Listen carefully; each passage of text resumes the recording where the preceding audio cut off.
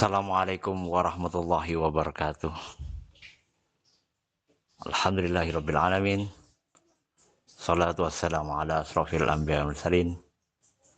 Sayyidina wa maulana Muhammadin wa ala alihi washabihi ajmain. Amma ba'du. Yang kami hormati Ustaz Sinullah dan yang kami hormati juga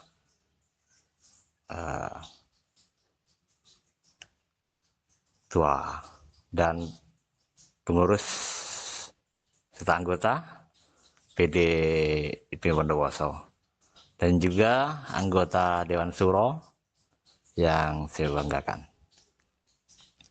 Pertama-tama, marilah kita panjatkan puji syukur kehadiran Allah Subhanahu wa Ta'ala, yang mana pada malam hari ini, alhamdulillah, kita masih diberikan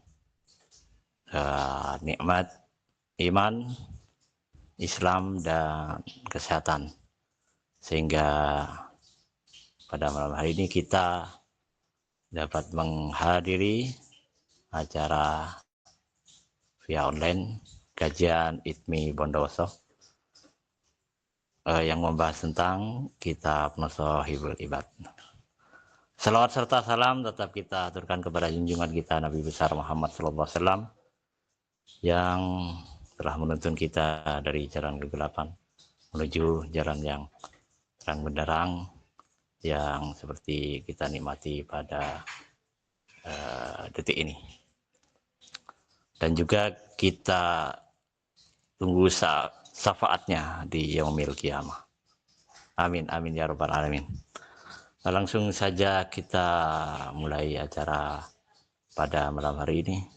Namun sebelum itu kita sapa terlebih dahulu Ustaz Sinullah. Assalamualaikum warahmatullahi wabarakatuh, Ustaz. Waalaikumsalam warahmatullahi wabarakatuh. Sehat Ustaz ya? Alhamdulillah sehat walafiat. Alhamdulillah. Baik. Sebelum kita mulai acara ini, kita tausul kepada Rasulullah SAW. Mudah-mudahan apa yang kita dapatkan menjadi ilmu yang manfaat. Sallallahu alaihi wasallam. Al-Fatihah. A'udzu billahi minasyaitonir rajim. Alhamdulillah. Iyyaka na'budu wa iyyaka nasta'in. Ihdinas siratal mustaqim.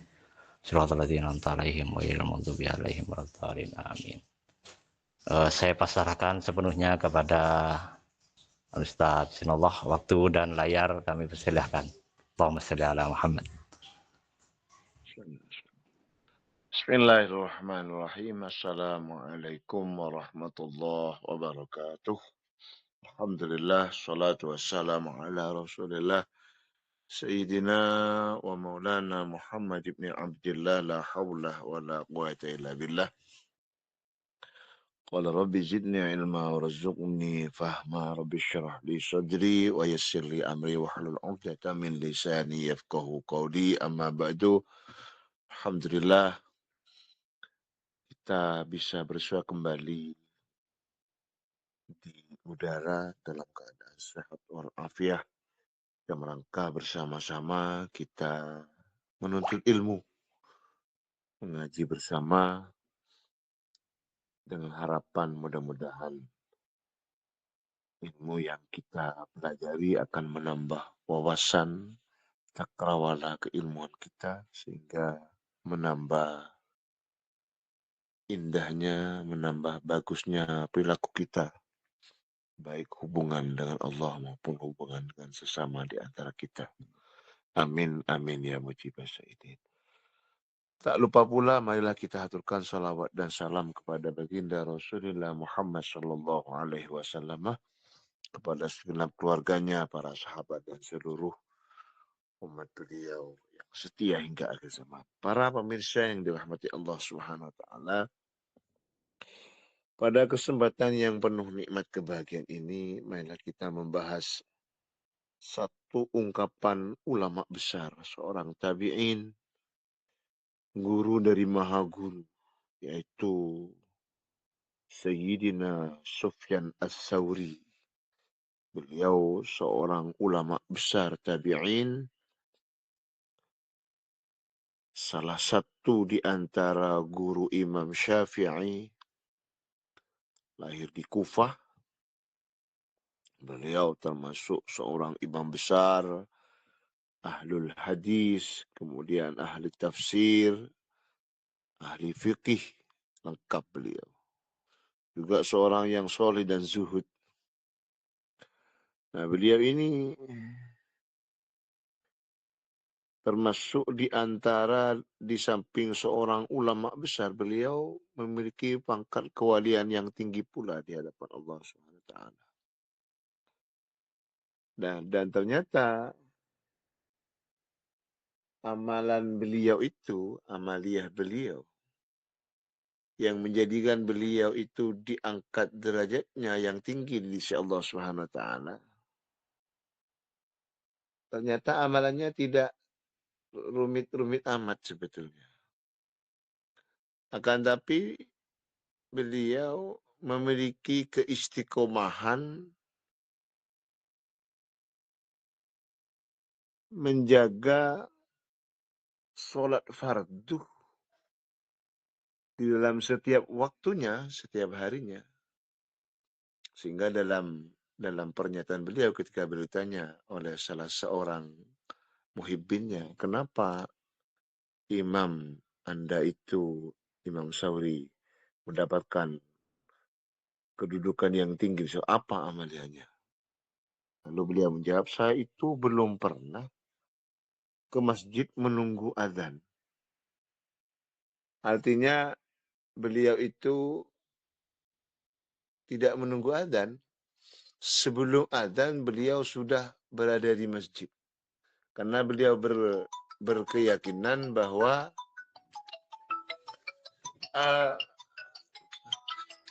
azan itu merupakan panggilan Allah Subhanahu wa taala. Sehingga beliau tidak menginginkan sebagai seorang hamba untuk menunggu panggilan Allah baru menghadap. Akan tapi beliau menunggu terlebih dahulu sehingga ketika sudah dipanggil beliau sudah berada di rumah Allah. Dan beliau istiqomah setiap hari. Jadi sebelum azan beliau sudah menunggu, sudah berada sebelum muadzin datang untuk mengumandangkan azan. Dan itu yang menjadikan beliau diangkat derajatnya oleh Allah, memiliki keistiqomahan, tidak hanya istiqomah menjaga sholatnya, akan tapi beliau sudah datang ke masjid sebelum muadzin mengumandangkan azan. Nah, ini diantara amalan yang dilakukan oleh Imam Sufyan Ats-Tsauri. Nah, di dalam kitab Nasaihul Ibad ini disampaikan oleh beliau tentang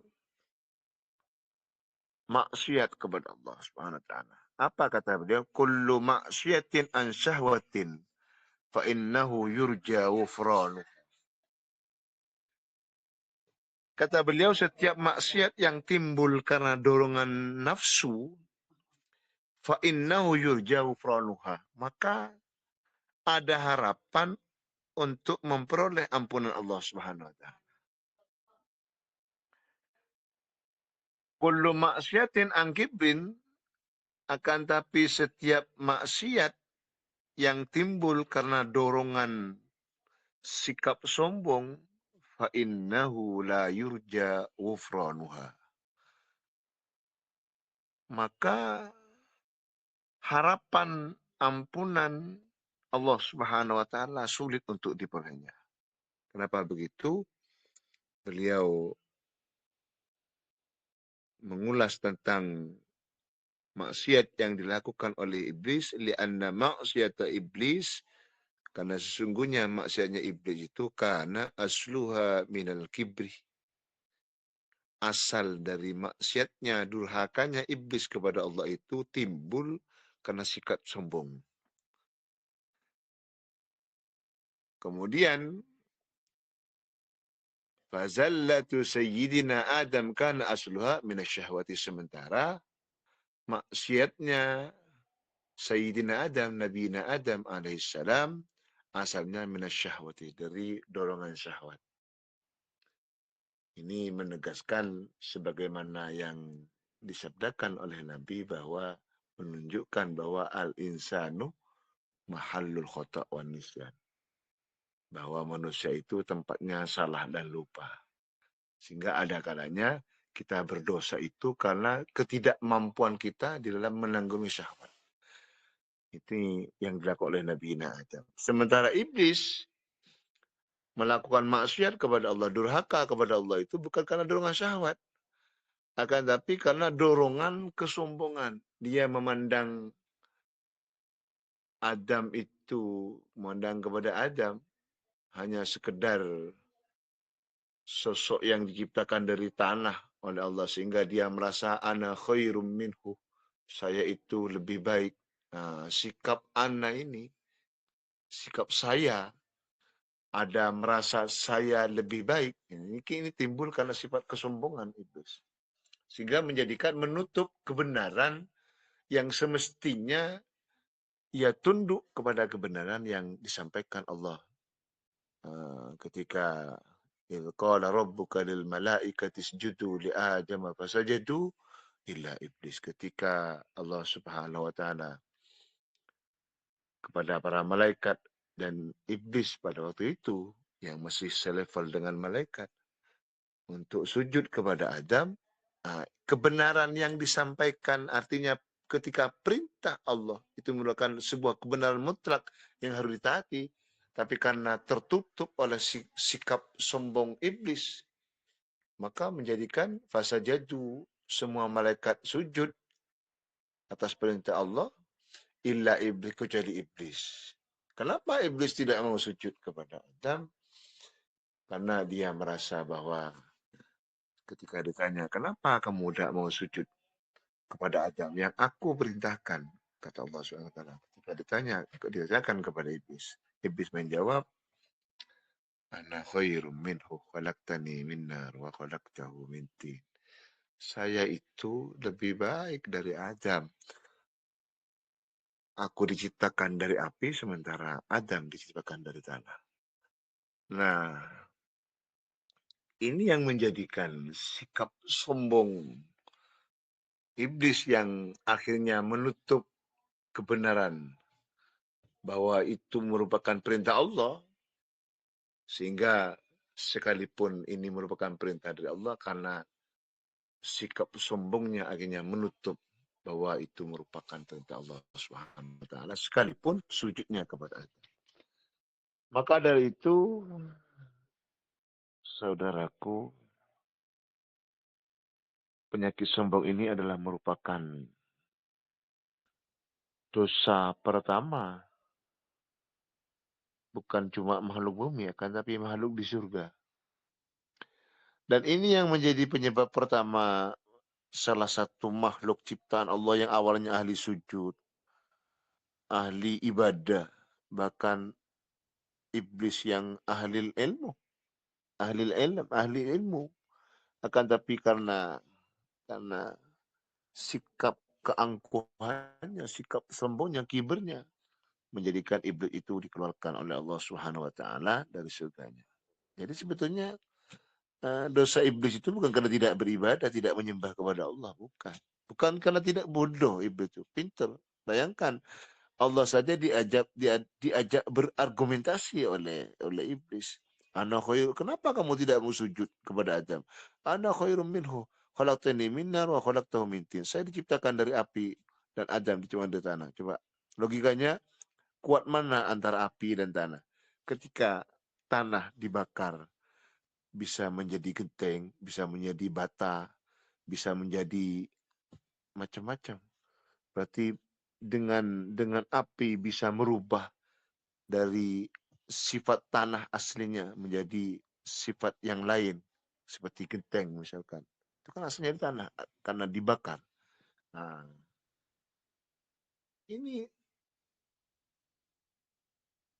saking pintarnya iblis, sampai dia lupa bahwa yang diajak berbicara itu Allah, Tuhannya. Sehingga iblis berlogika, saya lebih baik daripada Adam. Karena saya dari api dan Adam dari tanah. Nah ternyata para pemirsa yang dirahmati Allah Subhanahu wa taala, justru dari sikap sombong inilah keilmuannya tidak ada manfaatnya, ibadahnya tidak ada manfaatnya. Masya Allah, berarti ini sebuah penyakit yang luar biasa. Maka kata beliau, Sayyidina Sufyan As-Sawri, ketika manusia melakukan maksiat karena dorongan nafsu, maka itu masih ada kemungkinan untuk diampuni oleh Allah Subhanahu wa taala. Tetapi ketika maksiat atau durhaka yang dilakukan kita karena dorongan, karena sombong, misalkan memang tidak mau menyembah karena saya itu sudah kuat, merasa banyak ibadahnya, merasa banyak pahalanya. Ini naudzubillah. Ini akan menjadikan tertutupnya pintu ampunan Allah Subhanahu wa taala. Sebagaimana iblis itu tertolak dari rahmat Allah Subhanahu wa taala karena iblis itu melakukan maksiat atas dorongan perasaan sombong yang timbul dari diri iblis. Oleh karena itu, jangan kita anggap remeh sikap sombong ini. Dan sikap sombong itu tidak hanya timbul karena dia itu banyak uangnya atau jadi orang kaya sehingga sering memandang rendah orang lain. Boleh jadi karena itu memang. Boleh jadi karena dia merasa punya pangkat jabatan atau nama yang lebih terkenal, populer. Sehingga dari merasa jumawanya, dia itu seringkali memandang orang lain dengan pandangan yang sinis. Na'udzubillah.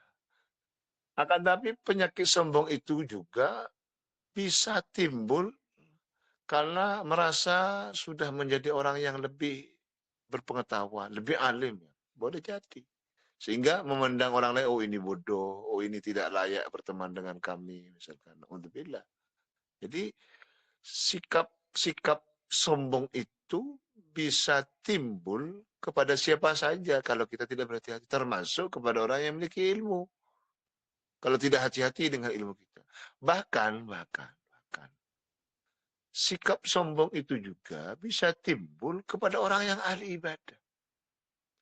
Apa indikatornya? Dia itu merasa justru jeleknya orang ahli ibadah, jeleknya orang ahli ilmu itu seringkali memberikan sikap atau timbulnya sebuah pemandangan ketika dia menghadapi orang lain, dia itu merasa jumawa, merasa lebih suci, lebih baik. Maka yang disampaikan oleh Allah dalam Al-Quran, فَلَا تُزَكُّوا أَنفُسَكُمْ هُوَ أَعْلَمُ بِمَنِ اتَّقَىٰ. Jangan kalian itu sekali-kali merasa bersih, merasa suci.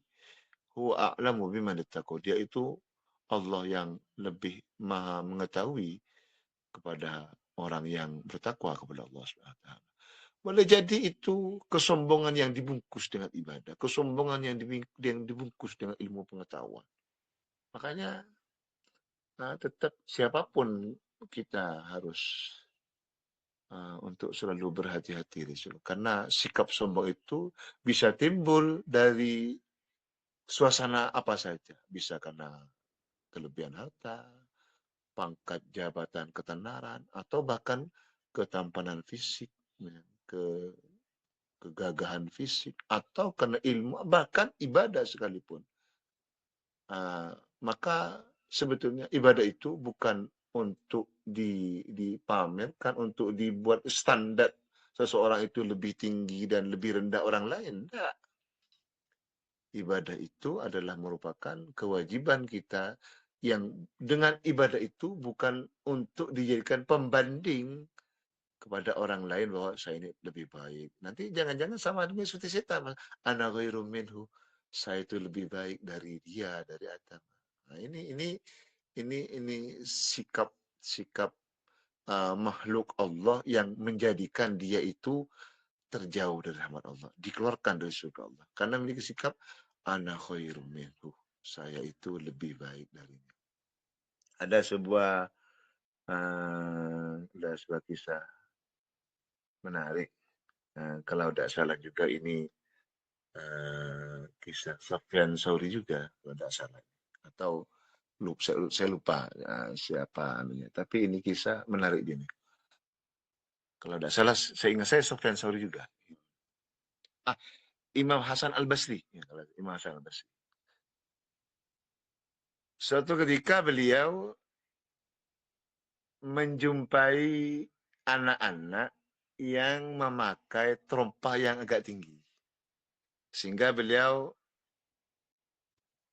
dari rasa kasih sayang beliau kepada anak itu, beliau menyampaikan, wahai Nanda, hati-hati dengan terompahmu. Nanti kamu keselio, bisa jatuh karena terompahmu itu. Agak tidak kepleset maksudnya. Yang menarik jawaban si anak kecil ini, ternyata ini yang menggugah hati Imam Hasan Al-Basri. Apakah Anda yang bergelar seorang imam besar yang bernama Imam Hasan Al-Basri? Oh iya benar, kata Imam Hasan Al-Basri. Terima kasih atas nasihatnya Imam Hasan Al-Basri. Tapi ketahuilah, kalau kaki saya kepleset, paling yang keselio kaki saya. Akan tapi ketahuilah Imam Hasan Al-Basri, kalau yang kepleset Anda karena jubah Anda, karena kebesaran nama baik Anda, seorang imam, dan Anda kepleset karena itu, maka yang keselio bukan cuma kaki Anda. Akan tapi Anda akan kepleset ke jurang neraka Allah Subhanahu wa taala. Kenapa? Karena merasa Anda besar dengan jubah Anda, dengan nama kebesaran nama Anda.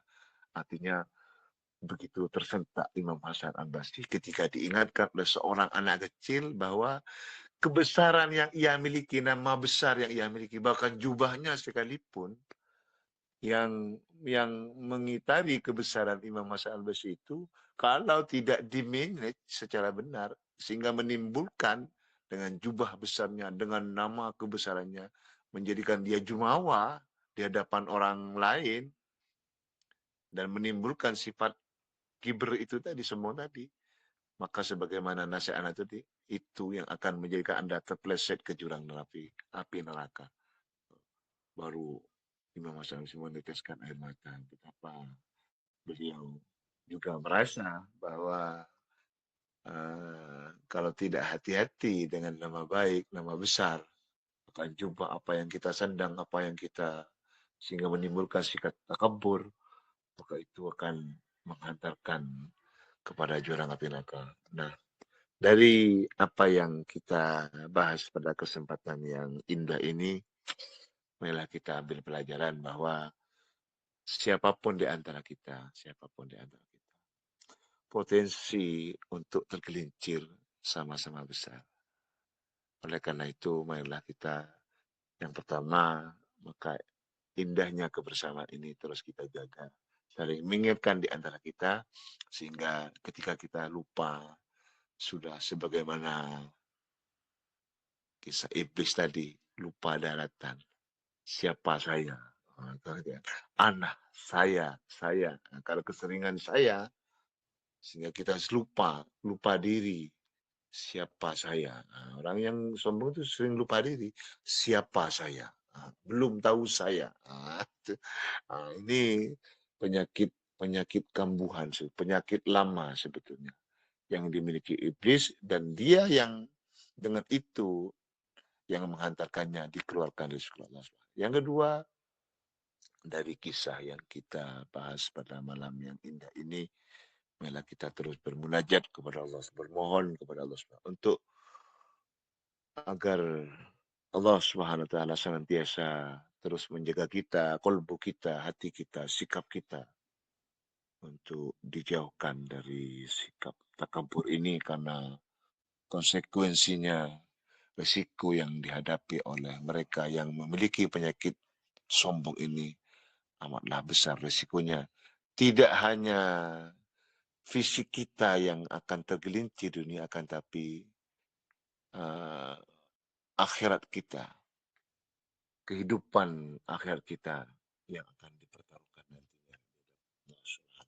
Mudah-mudahan kita semua lewat pengajian ini senantiasa Allah Subhanahu wa taala menjaganya, dan terus kita dipupuk hati ini untuk terus bersikap tawadhu, rendah hati. Kata Nabi, man tawadhu'a rafa'ahullah. Siapa orang yang memiliki sifat tawadhu, rendah hati, Allah akan mengangkat derajatnya. Wa man takabbara, barang siapa orang yang bersikap sombong, baik sombong dari itu tadi, apa saja yang berpotensi menimbulkan sikap sombong, Allah, maka Allah akan menghinakan. Mudah-mudahan kita semua Subhanahu wa ta'ala, amin, amin. Ini saja yang dapat Al-Fakir sampaikan. Mudah-mudahan satu ungkapan mutiara hikmah yang disampaikan oleh Imam Sufyan Tsauri ini menambah pengetahuan, ilmu pengetahuan kita, dan mudah-mudahan barokah manfaat barokahnya Imam Sufyan Tsauri. Ini yang dapat kami sampaikan, dan mungkin ada pendalaman. Silakan.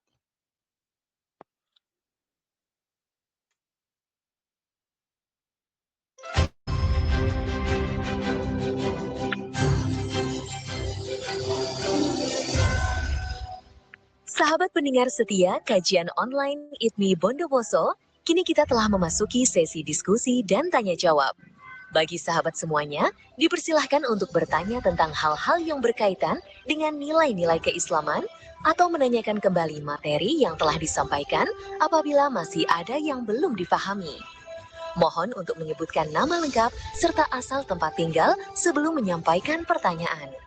Marilah kita manfaatkan sesi diskusi ini untuk memperdalam keilmuan dan menambah wawasan keislaman kita bersama.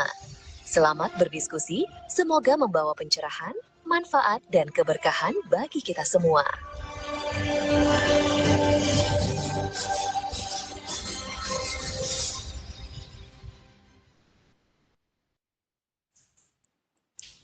Baik, terima kasih atas penjelasan yang disampaikan oleh Ustadz Sanallah. Mudah-mudahan apa yang kita dapat, mudah-mudahan bermanfaat. Para hadir semuanya, barangkali ada yang ingin ditanyakan tentang materi yang tadi yang Ustadz sampaikan, atau juga dengan dunia Islam lainnya. Monggo disilakan. Assalamualaikum Mas Amin. Waalaikumsalam warahmatullahi wabarakatuh. Assalamualaikum Ustaz. Saya Jamal dari Bondowoso. Ini ada pertanyaan Ustaz dari grup WhatsApp ya, grup WhatsApp sahabat kajian ITMI Bondowoso yang telah mengirimkan kepada admin. Ada pertanyaan Ustaz, ini dari Mas Anonim tanpa nama Ustaz. Apa hukum masturbasi atau onani Ustaz gitu. Soalnya katanya Mas Anonim atau Mbak Anonim ini ada yang bilang tidak apa-apa gitu Ustaz. Pernah dengar seperti itu Ustaz. Gimana hukum aslinya masalah tersebut Ustaz? Itu untuk pertama Ustaz. Monggo dijawab langsung dari sahabat kajian ITMI Bondowoso Ustaz dari grup WhatsApp. Baik, terima kasih. Mau untuk Ustadz, monggo disilakan.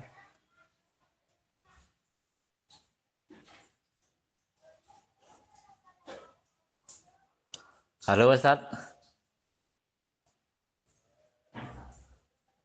Mungkin sinyalnya kurang bagus. Bisa berpindah. Putus barangkali ya. Enggak, dibisukan Ustaz. Mikrofonnya dibisukan Ustaz itu. Mic, coba dibuka mic-nya, Pak.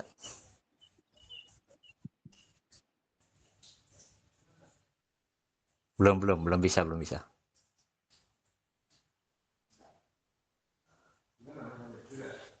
Belum. Mic-nya dibuka.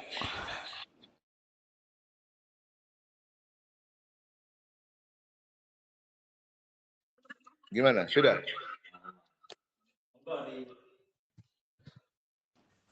Monggo disilakan, Ustaz.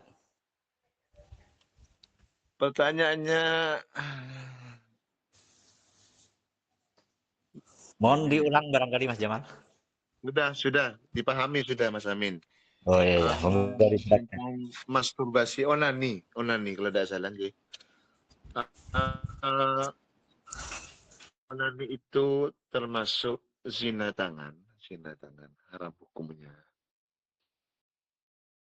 Terkecuali begini. Kalau yang melakukannya itu istri, sementara istrinya dalam keadaan menstruasi, tidak bisa berhubungan karena menstruasi, maka di alat lainnya bukan berarti kemudian si suami itu menunggu selesainya menstruasi. Boleh menggunakan alat lainnya yang halal.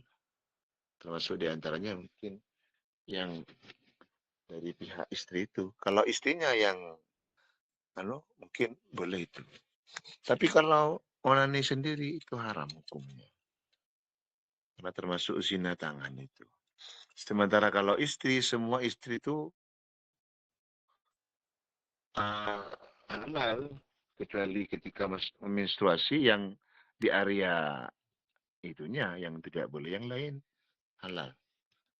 Itu mungkin yang sepanjang Ustadz ketahui. Kalau di onani sendiri, itu haram hukumnya. Sama dengan kalau di kitab sulam itu, di antara zina tangan itu, di antaranya itu menggunakan untuk onani. Itu mungkin yang sepanjang Ustadz ketahui, atau mungkin di antara teman-teman yang punya pandangan lain. Oke Ustaz, terima kasih jawabannya. Untuk jawaban ini ada lagi Ustaz dari grup WhatsApp dari Mas Fendi di Jombang Ustaz. Hukum ini Ustaz, hukum apa? Hukum hitan dalam Islam itu apa hukumnya Ustaz? Dan bagaimana kalau seorang mu'alaf tidak hitan Ustaz? Katanya gitu. Mungkin Mas Fendi ini seorang mu'alaf Ustaz. Gitu Ustaz.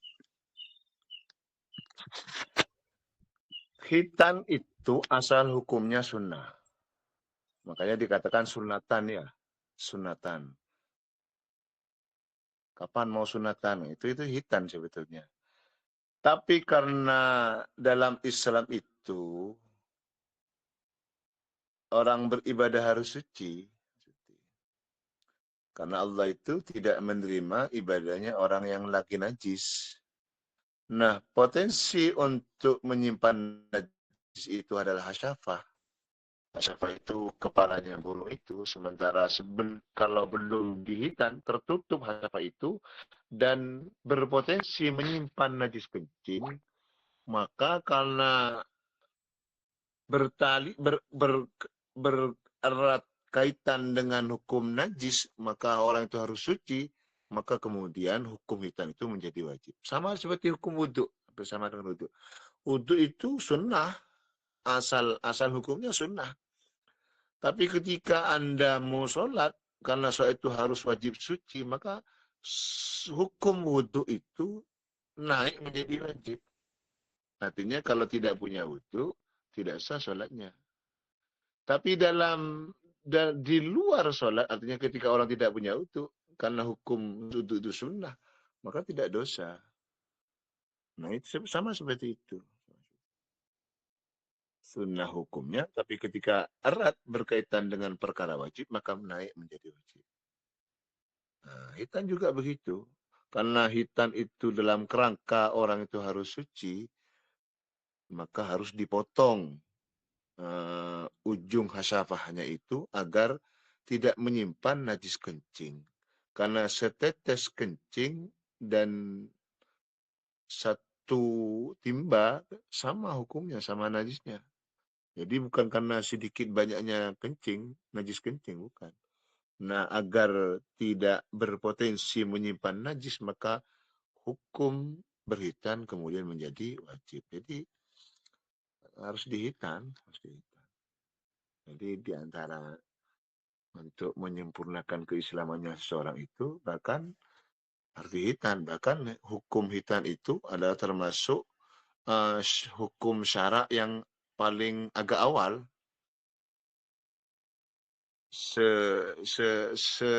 seawal ketika di zaman Nabi Ibrahim. Summa auhayna ilaika an ittabi' millata Ibrahim hanifa. Kemudian kami wahyukan kepadamu Muhammad untuk mengikuti ajaran Ibrahim. Dan di antara ajaran Nabi Ibrahim itu adalah berhitan itu. Termasuk hukum syarak yang sebelum Nabi Muhammad, bahkan ketika zaman Nabi Ibrahim hukum berhitan. Bahkan bil kudum katanya. Ada yang mengatakan kutun mata tempat, ada yang mengatakan kutum itu kapak katanya. Karena Nabi Ibrahim Hita itu berumur 70 tahun katanya. Kalau sekarang umur 70 tahun, kira-kira gimana ya cara menghitanya para bidan itu? Mungkin ini Mas Fendi, untuk Mas Fendi. Terima kasih Ustadz atas jawabannya. Untuk dari WhatsApp, grup WhatsApp itu dulu Mas Amin. Mungkin dari Google Meet yang lain. Baik, terima kasih Pak Ketua. Mungkin ada lagi yang ingin bertanya, boleh silakan. Assalamualaikum warahmatullahi wabarakatuh. Nama Waalaikumsalam. saya Muhammad Jailun Arifin dari Grati Curajero Lumajang. Oh, dari Ini Lumajang. Ustaz. Monggo Iya. disilakan. Mohon maaf ini baru gabung karena perkenalan untuk semua anggota. Yang saya tanyakan Ustadz, kalau orang yang biar kita dihindarkan dari sifat sombong, itu gimana caranya? Kan kadang-kadang tindakan kita serba salah di masyarakat ya Ustadz. Kadang-kadang kalau berbuat gini nanti dikira syirik, dikira apa ya, melebih-lebihkan gitu. Itu gimana Ustadz? Caranya seperti apa? Contohnya seperti apa gitu. Terima kasih atas jawabannya Ustadz. Assalamualaikum warahmatullahi wabarakatuh. Waalaikumsalam. Yang Ustaz berlebih-lebihan, contoh dalam hal apa itu Mas? Misalnya kita sholat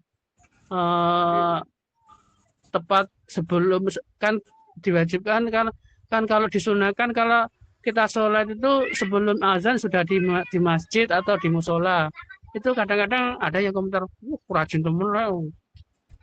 Nah, itu gimana itu menyikapi hal itu gitu loh. Kadang-kadang kalau terlambat juga dikomentari juga gitu loh. Itu gimana caranya menyikapinya gitu, Ustaz? Nah, begitu Mas Arifin? Ya. Langsung Mas. Monggo, Ustaz. Ada kisah Luqmanul Hakim dengan putranya Mas.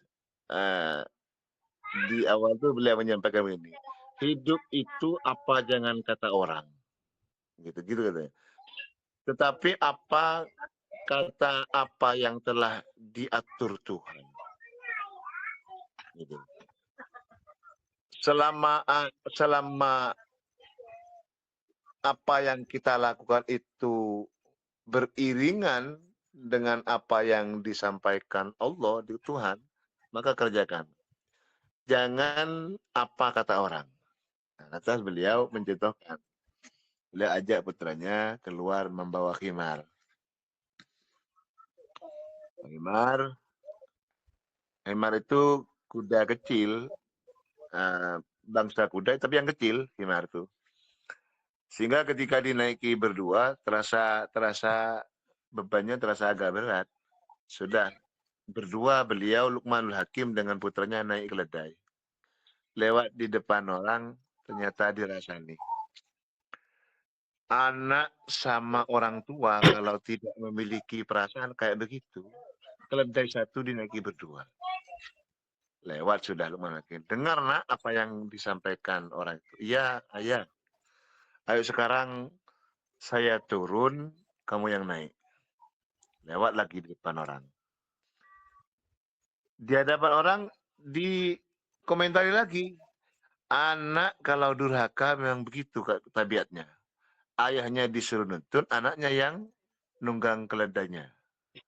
Lewat dari orang itu, dengar nak apa yang disampaikan. Iya ayah, dengar. Akhirnya saya yang naik, kamu yang nuntun keledainya.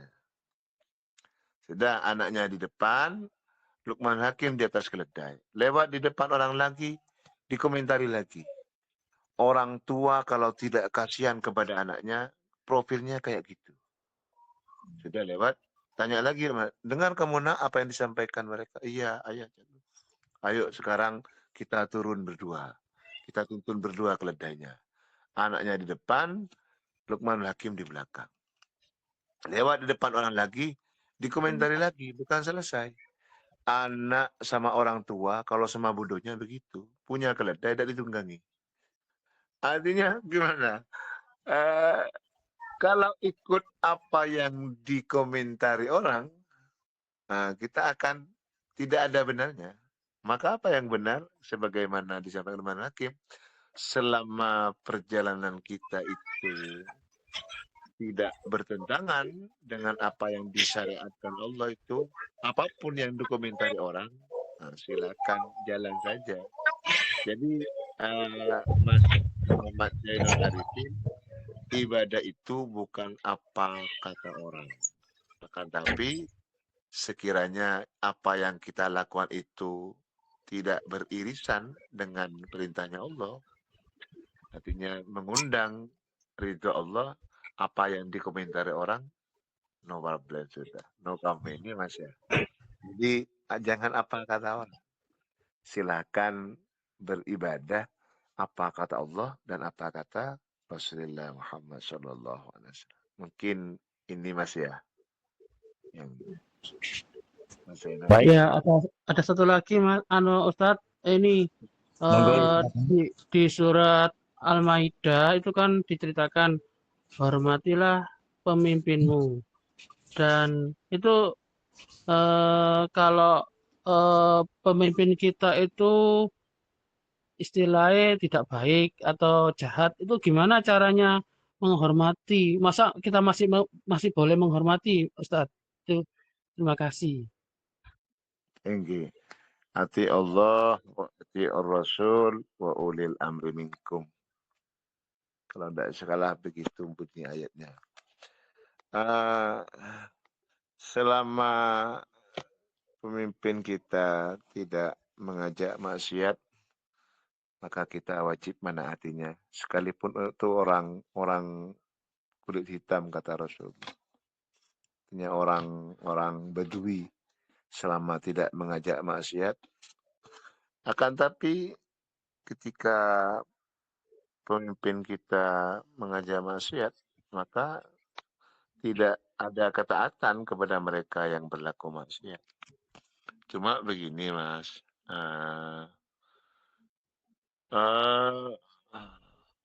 ada konsep meluruskan ketidakbenaran yang diajarkan oleh Nabi.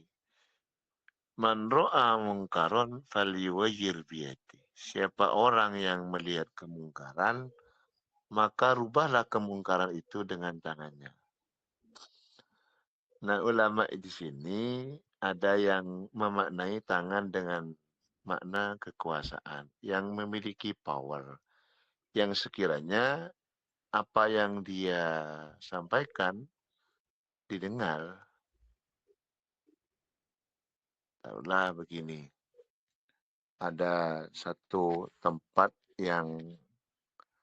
itu sarang judi misalkan. kita tahu itu tempat maksiat yang di belakangnya di-backingi oleh aparat misalkan. Kita ya kalau ingin menyampaikan sebatas menyampaikan saja, tapi sekiranya menimbulkan persoalan, menimbulkan kegisruan misalkan, maka faliwayir dia dirubah dengan kekuasaan. Cari siapa pemangku yang di atasnya. Misalkan di lingkup kabupaten, cari bupati, sampaikan ke bupatinya. Ya kan bupatinya yang memiliki kekuasaan di wilayah itu, di teritorial itu, yang akan meluruskan akan kemungkaran itu. Fa'illam yastati, jika tidak bisa, faliwayir bilisani, rubah dengan lisannya, sampaikan aja. Fa'illam yastati, jika masih tidak mampu, fabiqolbi, maka rubahlah dengan hatinya, didoakan. Ya. Nah, sama dengan apa yang menimpa kasus sampean itu tadi. Nah, pemerintah atau pemimpin kita kalau tidak taat, kalau tidak melanggar syariat, maka tidak ada kewajiban untuk taat. Akan tapi bukan berarti kita tiba-tiba mengadakan konfrontasi, cari solusi yang terbaik. Nah, ada fase-fase, tahapan-tahapan yang perlu kita sampaikan. Yang terpenting kita ada upaya untuk menyampaikan itu semua. Jadi jangan ada pembiaran terhadap kemungkaran, akan tapi carilah solusi yang terbaik dengan tahapan-tahapan yang telah disampaikan oleh Nabi itu. Jadi tidak semua taat itu harus Mas ya. Tadi selama tidak mengajak kepada maksiatan pemimpin kita itu, maka kita wajib untuk menatainya. Itu mungkin Mas. Ya, terima kasih atas jawabannya Pak Ustadz. Sama mudah-mudahan jawaban Pak Ustadz menjadi berkah. Semoga Pak Ustadz sama seluruh anggota semoga panjang umur, sehat, dijauhkan dari balak dan musibah seluruh keluarganya Pak Ustadz sama seluruh anggota kajian ini. Terima kasih. Assalamualaikum warahmatullahi taala wabarakatuh. Waalaikumsalam warahmatullahi wabarakatuh. Baik, terima kasih kepada Mas Arifin. Mungkin ada yang hadir dari radio? Baik, selamat malam untuk teman-teman semuanya dan khususnya untuk Bapak Ketua IPNI juga. Untuk radio saat ini belum ada pertanyaan yang masuk di studio kami. Jadi mungkin bisa dilanjutkan saja, Pak. Baik. Mungkin ada yang dari Google Meet? Ada lagi? Monggo disilakan.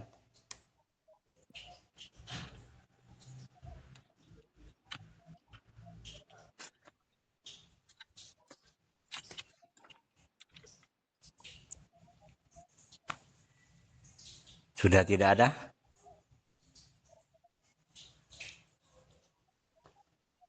Ini dari kami Jakarta telah mendengarkan. Terima kasih Ustadz. Kami pantau terus. Sama-sama. Iya, Dengan Pak siapa? terima kasih. Dengan Toto. Oh, dari Dari Jakarta. Facebook. Saya juga sebetulnya dari Radio Suara ITMI juga ini. Cuman karena di Google Meet, jadi kita nggak bisa menyiarkan langsung. Takutnya kalau kita siarkan langsung, Google Meet-nya jadi setengah jam. Pernah dulu seperti itu. Kalau biasa kami pakai Zoom meeting gitu. Baik, Mas Toto. Ya, Pak. Sun. Terima kasih. Nah. Mungkin ada?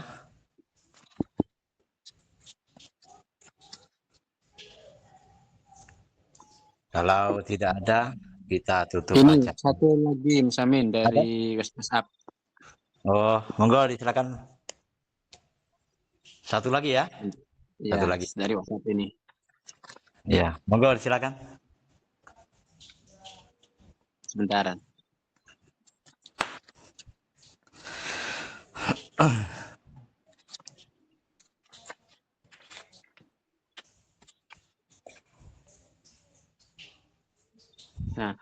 apa hukum menikah lagi sedangkan masa iddahnya belum selesai, Ustadz? Ini dari sebentar. Idawati dari Papua, Ustadz. Gitu. Itu pertanyaannya, hukum menikah lagi tetapi masa iddahnya belum selesai gitu, Ustadz. Oh, baik. Monggo disilakan Ustaz. Masa iddah itu, kenapa ada masa iddah? Yang pertama karena Islam itu sangat menjaga keturunan. Karena kalau masa iddah belum terlewati, ada kemungkinan pada suami yang pertama itu bisa memiliki benih dalam kandungan si perempuan itu. Makanya Islam sangat menjaga sampai selesai masa iddah baru boleh kawin. Kalau perempuan. Kalau laki Mas, tidak ada iddah Mas. Mau kawin kapan saja monggo. Tapi karena benih itu tersimpan dalam rahim perempuan, maka oleh Islam dijaga agar jangan sampai bahwa misalkan setelah berpisah tiba-tiba hamil, kan boleh jadi kehamilannya itu dari benih yang ditanam oleh laki-laki yang pertama. Maka Islam sangat menjaganya, tidak boleh kawin sebelum selesai masa iddah. Itu aturannya, Mas.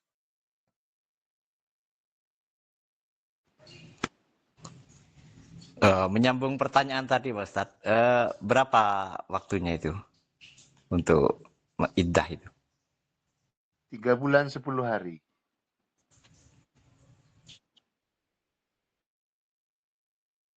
3 bulan 10 hari. Tidak lama. Sabar sebentar, kenapa? Kan bisa. Gimana tuh Mas Jamal? Ya, buat para sahabat kajian bisa bertanya ya, kalau di Google Meet bisa langsung open mic, bisa lewat radio komunitas juga yang disiarkan Gelora Radio ya dari Aceh, bisa lewat WhatsApp-nya yang biasa dengerin di radio, atau yang biasa dengerin itu kan direkam juga di YouTube. Nanti di posting di YouTube, bisa tanya langsung ke WhatsApp admin di grup sahabat kajian ITMI Bondowoso buat semuanya. Cukup Mas Amin untuk pertanyaan dari WhatsApp malam ini. Baik. Terima kasih atas kehadirannya, kita cukupkan sampai di sini ya. Mudah-mudahan apa yang beliau sampaikan menjadi ilmu yang bermanfaat buat bekal untuk perjalanan hidup kita dari dunia sampai akhirat. Amin. Baik, terima kasih. Kita jumpa lagi di minggu depan dengan pemateri yang berbeda. Untuk malam ini kita tutup dengan doa kafaratul majlis. Subhanakallahumma wa Alhamdulillah asyhadu an la ilaha illa anta astaghfiruka wa atubu ilaik.